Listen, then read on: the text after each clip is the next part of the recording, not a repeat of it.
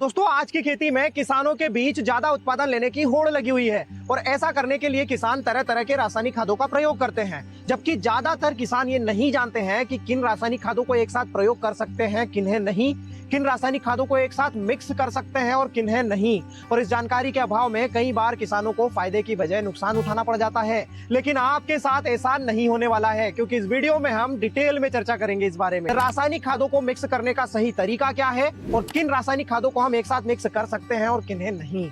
चलिए शुरू करते हैं। दोस्तों हर किसान ने ये समस्या तो कभी ना कभी फेस की ही होगी कि आपने 2 या 2 से ज्यादा रासायनिक खादों को एक साथ मिक्स किया और खाद में नमी एकदम से इतनी ज्यादा हो गई कि उसके लड्डू बन गए और खाद इस्तेमाल करने के लायक ही नहीं बचा, क्योंकि आपने ऐसे कोई खाद मिला दिए जो एक दूसरे के साथ कॉम्पिटिबल नहीं थे। लेकिन अब आप ये गलती नहीं करने वाले हैं। आइए सबसे पहले तो उन खादों के बारे में चर्चा करते हैं जिन्हें हर किसान जानता है और इस्तेमाल करता है। दोस्तों सबसे ज्यादा जिस कॉम्बिनेशन के बारे में मुझसे पूछा जाता है वो है डीएपी और पोटाश का कॉम्बिनेशन। तो आप इन दोनों खादों को मिक्स कर सकते हैं, न ही कोई इनमें रिएक्शन होती है और न ही ये नमी पकड़ते हैं। और किसी भी फसल की अगर हेल्दी शुरुआत दोस्तों आप चाहते हैं तो डीएपी और पोटाश का इस्तेमाल आपको शुरुआत में करना ही चाहिए। दूसरा कॉम्बिनेशन है यूरिया और डीएपी का कॉम्बिनेशन।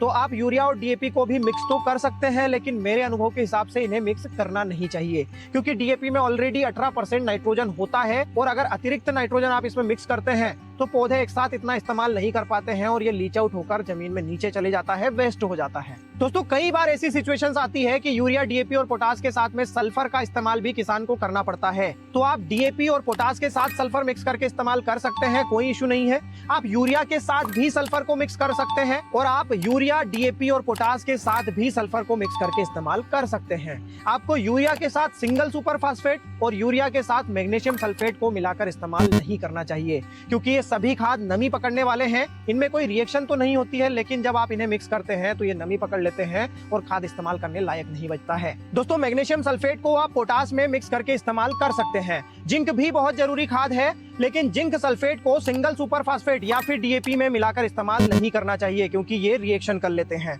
लेकिन अगर जरूरी है तो आप डीएपी और जिंक सल्फेट को मिक्स कर सकते हैं, लेकिन आपको कोई भी जैविक खाद भी इनके साथ में मिक्स करना चाहिए। दोस्तों सबसे बड़ी गलतियां करते हैं किसान कैल्शियम नाइट्रेट का इस्तेमाल करते समय। कैल्शियम नाइट्रेट को मैग्नीशियम या फिर फास्फोरस के साथ में मिलाकर इस्तेमाल नहीं करना चाहिए, क्योंकि इनके बीच में रिएक्शन हो जाती है। ड्रिप वाले किसान ज्यादा इस्तेमाल करते हैं कैल्शियम नाइट्रेट का, तो वो भी ध्यान रखें। एनपीके 05234, 114211, 134013, 105410 ऐसे जो भी खाद है जिनमें फास्फोरस है उनके साथ में कैल्शियम नाइट्रेट को नहीं मिलाना चाहिए। कैल्शियम नाइट्रेट के साथ में बेस्ट कॉम्बिनेशन बनता है बोरॉन का। दोस्तों ये एपिसोड अगर आपको पसंद आया हो तो अपना वैल्यूएबल फीडबैक जरूर दीजिएगा, वीडियो को लाइक और ज्यादा से ज्यादा शेयर करिएगा। धन्यवाद।